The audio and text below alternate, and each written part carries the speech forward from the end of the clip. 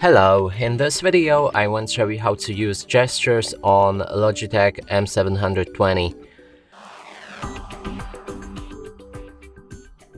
And to do this, first I recommend to download Logitech Options from their official website.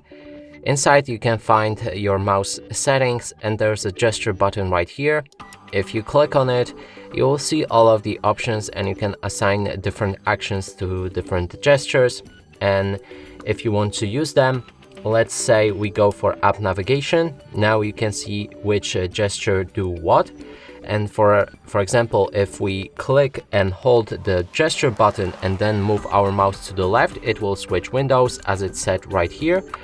Then when we click and hold again gesture button and move up, it will open our start menu. And during that, when you're holding the gesture button, it locks your mouse cursor so you won't accidentally open anything else than you want with that gesture. And that is basically it. If you want to assign your custom gestures, you can click right here and then simply drag all of the options from the left to designated gesture action. And that's it for this video. Hope you like it. Please consider subscribing to our channel, leave a like and a comment below.